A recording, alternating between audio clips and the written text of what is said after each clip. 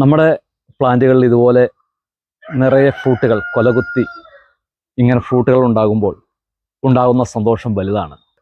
നമ്മുടെ പഴവർഗ്ഗ പ്ലാന്റുകൾക്ക് അവരുടെ ആവശ്യങ്ങൾ മനസ്സിലാക്കി അവർക്ക് വേണ്ട കാര്യങ്ങൾ ചെയ്യുമ്പോൾ ഇതുപോലെ ഫ്രൂട്ട് അവർ തിരിച്ച് നമുക്ക് നൽകും. ഇത് ഷുഗർ ക്യാൻ ഗ്രീൻ ചാമ്പയാണ്. നല്ല കരിമ്പിൻ്റെ മധുരവും ടേസ്റ്റുമുള്ള ഷുഗർ ക്യാൻ ചാമ്പയാണ്. ഇനി നമ്മുടെ റംബൂട്ടാനും ലോങ്ങനും അതുപോലെ മറ്റ് മംഗോസ്റ്റിൻ, ദുരയാൻ പ്ലാന്റുകളൊക്കെ ഇങ്ങനെ ഫ്രൂട്ടുകൾ നമുക്ക് തരട്ടെ. നമുക്ക് അതിനു വേണ്ടിയിട്ട് ചില കാര്യങ്ങൾ ചെയ്യാം.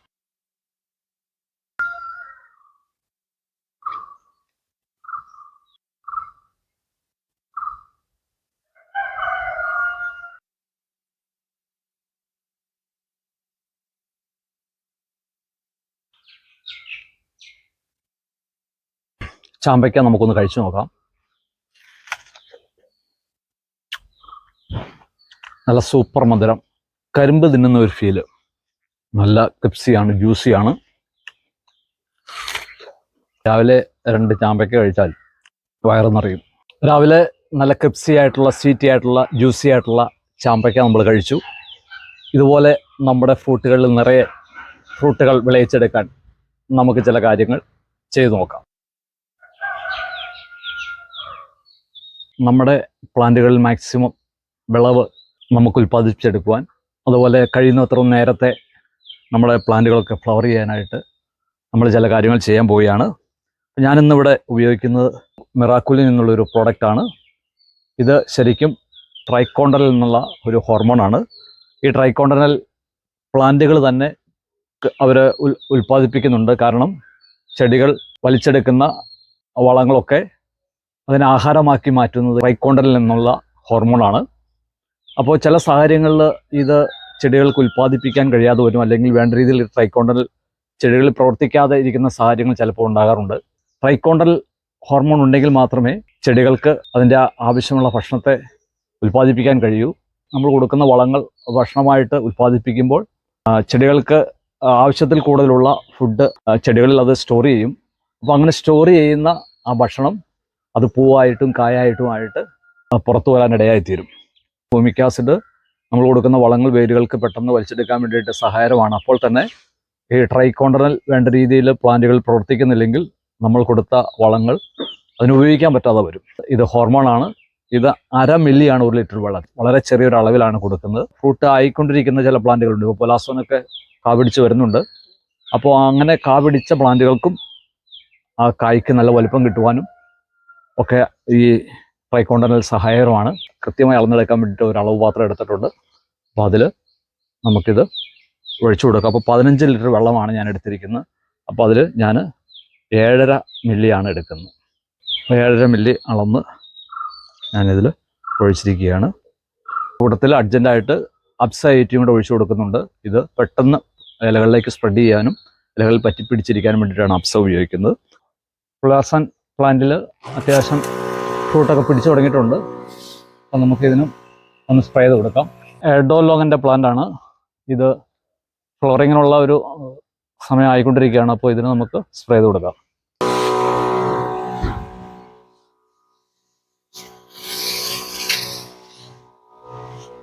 നമ്മൾ നട്ടു വളർത്തുന്ന പ്ലാന്റുകളിൽ നന്നായിട്ട് ഫ്രൂട്ട് ഉണ്ടാകുമ്പോൾ അത് നമുക്ക് വലിയ സന്തോഷമാണ്. അതിന് നമ്മൾ ശ്രദ്ധിക്കേണ്ട ചില കാര്യങ്ങളുണ്ട്. ഓരോ പ്ലാന്റുകൾക്കും ഓരോ സ്വഭാവമാണ്. വ്യത്യസ്തമായ അഭിരുചികളുള്ള പ്ലാന്റുകളാണ്. അപ്പോൾ നമുക്കതിനെക്കുറിച്ചൊരു ചെറിയ അറിവുണ്ടെങ്കിൽ മാക്സിമം ഫ്രൂട്ടുകൾ നമ്മുടെ പ്ലാന്റുകളിൽ നിന്ന് നമുക്ക് ഉൽപ്പാദിപ്പിച്ചെടുക്കാനായിട്ട് കഴിയും. മാത്രമല്ല നല്ല രീതിയിൽ പ്ലാന്റിനെ പരിപാലിച്ചു കൊണ്ടുപോകാനും നമുക്ക് കഴിയും. ഇപ്പോൾ ഉദാഹരണമായിട്ട് ഞാൻ 1-2 പ്ലാന്റുകളെ ഒന്ന് പരിചയപ്പെടുത്തുകയാണ്. മരമുന്തിരി നമുക്കെല്ലാവർക്കും സുപരിചിതമാണ്. മരമുന്തിരി അല്പം അസിഡിക് ആയിട്ടുള്ള മണ്ണ് ഇഷ്ടപ്പെടുന്ന ഒരു പ്ലാന്റാണ്. അപ്പോൾ ഇതിനെ സംബന്ധിച്ചോളം ആൽക്കലൈൻ്റെ അളവ് കൂടിക്കഴിഞ്ഞാൽ അതിൻ്റെ വളർച്ചയെയും അത് പുഷ്പിക്കലിനെയൊക്കെ ബാധിക്കാൻ സാധ്യതയുണ്ട്. എന്നാൽ സ്വീറ്റ് ലൂവിയെ സംബന്ധിച്ച് നേരെ തിരിച്ചാണ്. ആ പ്ലാന്റ് അസിഡിക് മണ്ണ് ഇഷ്ടപ്പെടുന്നില്ല. ആസിഡിക് ആയിട്ടുള്ള മണ്ണിൽ സ്വീറ്റ് ലൂവി ഇല കൊഴിച്ചൽ കാണിക്കുന്നുണ്ട്, കാകൊഴിച്ചിൽ കാണിക്കുന്നുണ്ട്. അത് ഉണങ്ങിപ്പോകാനുള്ള സാധ്യത വരെയുണ്ട്. അങ്ങനെ ഓരോ പ്ലാന്റുകളുടെയും രീതി നമ്മൾ മനസ്സിലാക്കുന്നത് എപ്പോഴും നല്ലതാണ്. പ്രത്യേകിച്ച് ഡ്രമ്മിലുള്ള പ്ലാന്റുകൾക്കൊക്കെ നമ്മളത് വളരെ ശ്രദ്ധിക്കേണ്ടതാണ്. ഒരു pH മീറ്റർ ഉണ്ടെങ്കിൽ നമുക്കൊരു പരിധി വരെയൊക്കെ അത് മനസ്സിലാക്കാൻ കഴിയും. അല്ലെങ്കിൽ പ്ലാന്റുകൾ കാണിക്കുന്ന അത് പുഷ്പിക്കാൻ, അല്ലെങ്കിൽ അതിൽ ഫ്രൂട്ട് വളരാൻ, അല്ലെങ്കിൽ പ്ലാന്റിൽ ഇലകളിൽ വരുന്ന വ്യത്യാസങ്ങൾ, ഇല കൊഴിച്ചിലൊക്കെ കണ്ടിട്ട് നമുക്കത് മനസ്സിലാക്കാനായിട്ട് കഴിയും. ഇപ്പോൾ ഒട്ടുമിക്ക പ്ലാന്റുകളും ഫ്ലവറിങ് ഒക്കെ തുടങ്ങുന്ന ഒരു സമയമാണ്. പലതിലും ഫ്രൂട്ടൊക്കെ ആയി തുടങ്ങിയിട്ടുണ്ട്. അപ്പോൾ ഈ സമയത്ത് നമ്മൾ ഒരു പ്ലാന്റ് ഫ്ലവർ ചെയ്യുന്നതിന് മുമ്പ്, ഫ്ലവറിങ് ടൈം ആകുമ്പോൾ നമ്മൾ ഒരിക്കലും നൈട്രജൻ അടങ്ങിയ വളങ്ങൾ നൽകരുത്. കാരണം അങ്ങനെ കൊടുത്താൽ ആ പ്ലാന്റ് കൂടുതൽ ഇലകൾ പുറപ്പെടുവിക്കുവാനും അതുപോലെ അത് കൂടുതൽ വളരുവാനായിട്ട് ഇടയായിത്തീരും. ഓരോ സമയങ്ങൾ നമ്മൾ ചെയ്യേണ്ടതായിട്ടുള്ള വളങ്ങൾ നമ്മൾ കൃത്യമായിട്ട് ചെയ്യാനും കൂടെ ശ്രദ്ധിക്കണം. ഉദാഹരണമായിട്ട് നമുക്ക് ലെമൺ വെറൈറ്റികൾ, സിട്രസ് വെറൈറ്റികൾ, ഇതൊക്കെ പൊതുവെ അസിഡിക് മണ്ണ് ഇഷ്ടപ്പെടുന്ന പ്ലാന്റുകളാണ്.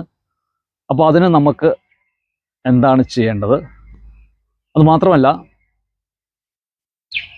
ഈ ഫ്രൂട്ടിംഗ് ടൈമിൽ, ഫ്ലവറിംഗ് ടൈമിൽ നമുക്ക് കൊടുക്കേണ്ടതായിട്ടുള്ള ഓരോ പ്ലാന്റിൻ്റെ സ്വഭാവം അനുസരിച്ച് കൊടുക്കേണ്ടതായിട്ടുള്ള വളങ്ങൾ എന്തൊക്കെയാണെന്ന് നമുക്കൊന്ന് നോക്കാം.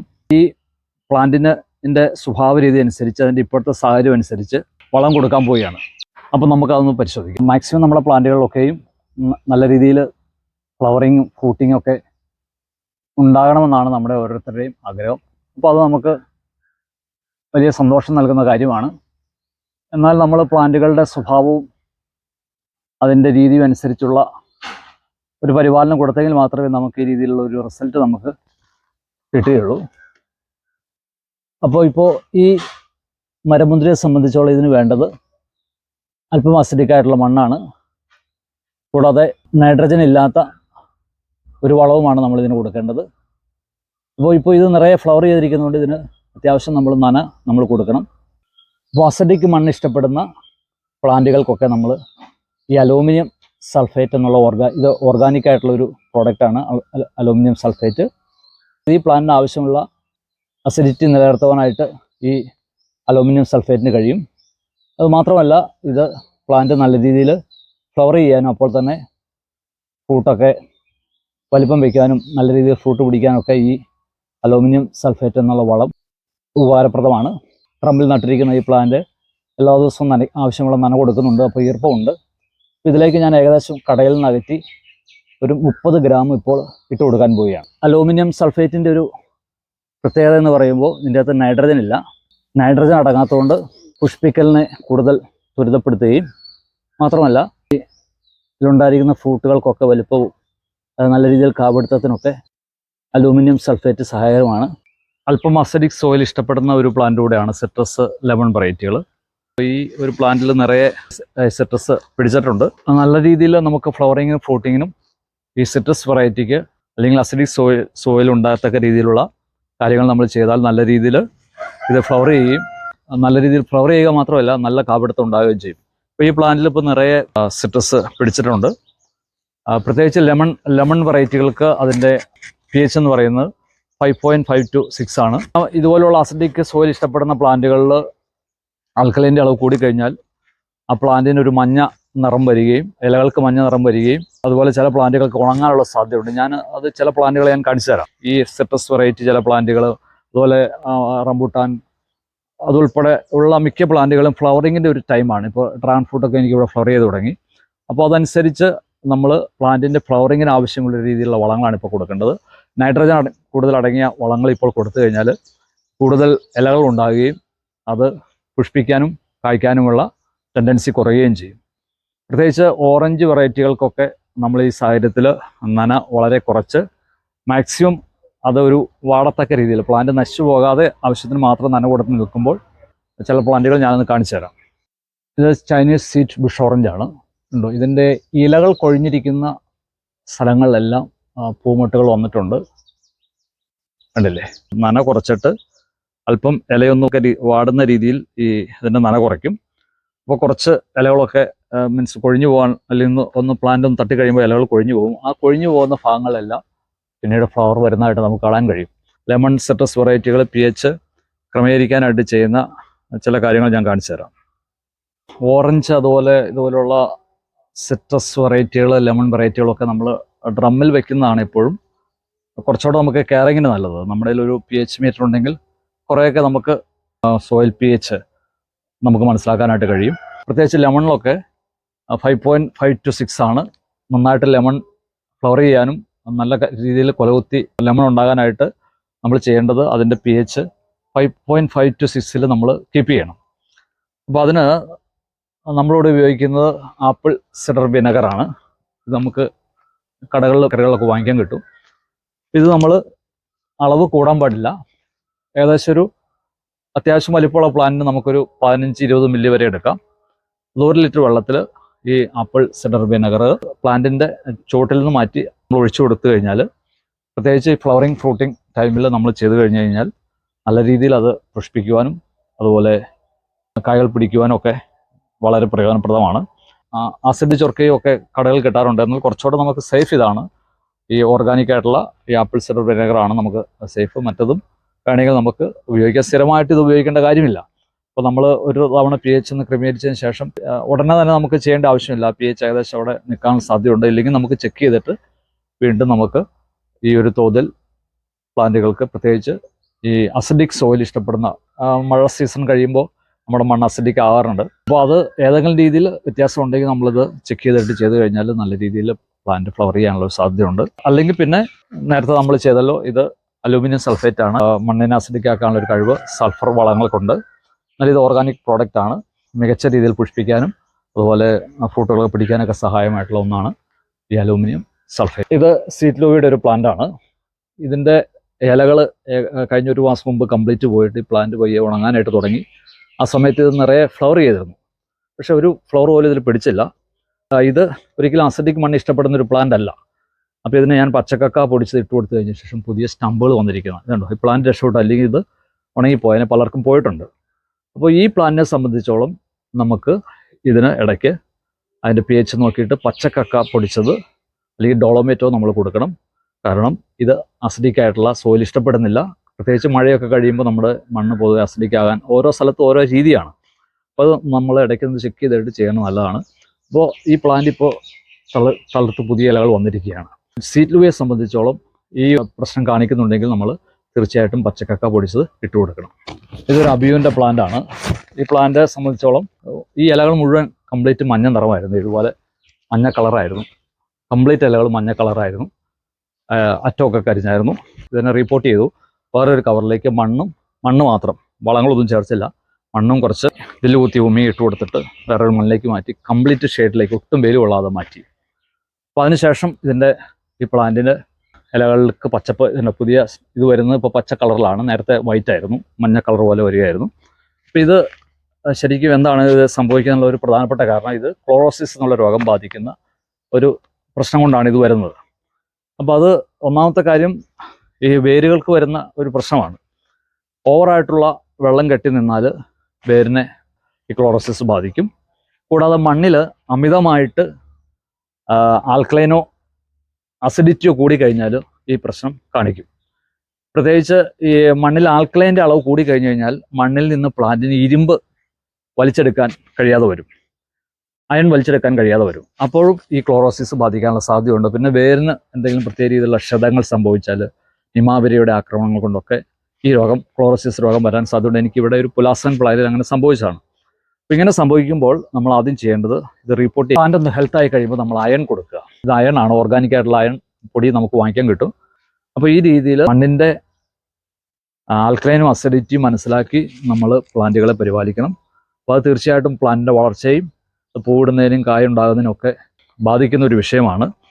അപ്പോൾ നമ്മൾ ഓരോ പ്ലാന്റിൻ്റെ നേച്ചർ അറിഞ്ഞ് ഫ്ലവർ ചെയ്യുന്ന സമയത്ത് കൊടുക്കേണ്ടതായ വളം കൊടുക്കണം. അതിനെ ഫ്രൂട്ട് എടുത്തതിന് ശേഷം, പ്രൂൺ ചെയ്തതിന് ശേഷം അതിന് നൈട്രജൻ അടങ്ങിയ വളങ്ങൾ കൊടുക്കുക. എന്നാൽ ഫ്ലവറിങ് ടൈമിൽ നമ്മൾ ചാണകവും അതുപോലെയുള്ള കാര്യങ്ങൾ കൊടുത്തു കഴിഞ്ഞാൽ ആ പ്ലാന്റ് തഴച്ചു വളരാനാണ് ശ്രമിക്കുന്നത്, കൂടാനായിട്ട് ശ്രമിക്കത്തില്ല, കൂടുതൽ ഇലകൾ വരാനായിട്ട് ശ്രമിക്കും. അപ്പോൾ പുഷ്പിക്കൽ സാധ്യത വളരെ കുറയും. ഈ അയൺ കുറഞ്ഞു കഴിഞ്ഞാൽ അത് പ്ലാന്റിനെ ബാധിക്കുന്ന ഒരു പ്രശ്നമാണ്. അപ്പോൾ അതുകൊണ്ട് നമ്മൾ ഓരോ പ്ലാന്റിൻ്റെയും മണ്ണിൻ്റെ pH എത്ര എന്ന ഒരു പൊതുവിലൊരു അറിവ് നമ്മൾ മനസ്സിലാക്കിയിട്ട് അതനുസരിച്ച് ചെയ്തു കഴിഞ്ഞാൽ മികച്ച വിളവ് നമുക്ക് ഉൽപ്പാദിപ്പിച്ചെടുക്കുവാനായിട്ട് കഴിയും. ഇത് ക്ലോറോസിസ് രോഗം ബാധിച്ച അബിയു പ്ലാന്റ് ആണ്. ഇപ്പോൾ ഇത് റിക്കവറായി വരുന്നുണ്ട്. നമ്മളിതിൻ്റെ മണ്ണൊക്കെ മാറ്റിയായിരുന്നു. അപ്പോൾ ഇതിൻ്റെ പൂർണ്ണ ആരോഗ്യത്തിനായിട്ട് നമ്മൾ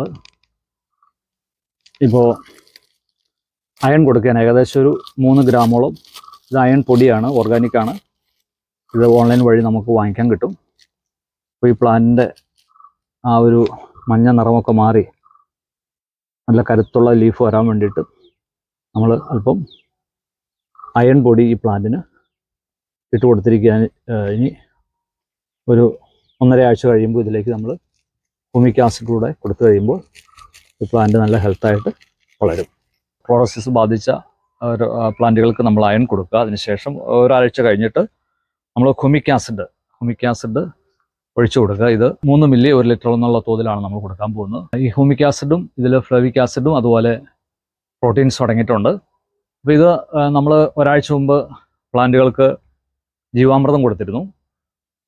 അപ്പോൾ ആ കൊടുത്ത വളം പ്ലാന്റുകൾക്ക് വേരുകൾക്ക് നല്ല രീതിയിൽ വലിച്ചെടുക്കാൻ വേണ്ടി സപ്പോർട്ട് ചെയ്യുന്ന ഒരു കാര്യം കൂടിയാണ് ഈ മിശ്രിതം. അപ്പോൾ ഇത് നമ്മൾ വളം കൊടുത്തിട്ട് ഒരാഴ്ച കഴിഞ്ഞ പ്ലാന്റുകൾക്ക് ഇത് ഒഴിച്ചു കൊടുക്കാൻ പോവുകയാണ്. ഹ്യൂമിക് ആസിഡ് 3 മില്ലിയാണ് 1 ലിറ്റർ വെള്ളത്തിൽ അളന്നെടുക്കുന്നത്. ഇളക്കിയിട്ട് നമുക്ക് 3 മില്ലി 1 ലിറ്റർ വെള്ളത്തിൽ എന്ന തോതിൽ വളം ചെയ്ത് ഒരാഴ്ച കഴിഞ്ഞ പ്ലാന്റുകൾക്ക് 3 മില്ലി അളന്നെടുത്തിട്ടുണ്ട്. 1 ലിറ്റർ വെള്ളത്തിലേക്ക് ഒഴിച്ചു കൊടുക്കുകയാണ്. വളം ചെയ്ത് ഒരാഴ്ച കഴിഞ്ഞ പ്ലാന്റുകൾക്ക് ആ വളം നല്ല രീതിയിൽ ആ പ്ലാന്റിന് വലിച്ചെടുക്കാൻ വേണ്ടിയിട്ട് സപ്പോർട്ടിനായിട്ടാണ് ഇത് കൊടുക്കുന്നത്. ഇത് പ്രത്യേകിച്ച് ക്ലോറോസിസ് രോഗം ബാധിച്ച പ്ലാന്റുകൾക്കൊക്കെ നല്ലതാണ്. ഇതിൽ പ്രോട്ടീൻ, ഫെൽവിക് ആസിഡ്, ഹ്യൂമിക് ആസിഡ് ഒക്കെ അടങ്ങിയിട്ടുണ്ട്. ഇപ്പോൾ ഈ പ്ലാന്റിന് നമുക്കിത് ഒഴിച്ചു കൊടുക്കാം. പൊത ഇട്ട് കൊടുത്തിരിക്കുകയാണ്. പൊത മാറ്റിയിട്ട് നമുക്ക് പ്ലാന്റിന് ഒഴിച്ചു കൊടുക്കാം. ദുരിയാൻ്റെ പ്ലാന്റാണ്. പ്ലാന്റിന് നമ്മൾ ഹ്യൂമിക് ആസിഡ് കൊടുക്കാൻ പോവുകയാണ്. ഒരാഴ്ച മുമ്പ് ഇതിന് വളം ചെയ്തതാണ്. അപ്പോൾ ഈ പ്ലാന്റിന് നമ്മൾ കൊടുത്ത വളങ്ങൾ നല്ല രീതിയിൽ വലിച്ചെടുക്കാൻ വേരുകളെ സഹായിക്കേണ്ടതിനായിട്ടാണ് നമ്മൾ ഹ്യൂമിക് ആസിഡ് ഇതിന് കൊടുക്കുന്നത്. നമുക്ക് ഒഴിച്ചു കൊടുക്കാം. ലിറ്ററിന് 3 മില്ലി എന്നുള്ള തോതിലാണ് നമ്മൾ എടുക്കുന്നത്. ഇത് 15 ലിറ്ററോളം ഉണ്ട്. അപ്പോൾ നമ്മൾ 45 മില്ലിയാണ് എടുക്കുന്നത്. നന്നായിട്ട് മിക്സ് ചെയ്തിട്ട് ഇത് ദുരിയാൻ പ്ലാന്റിൻ്റെ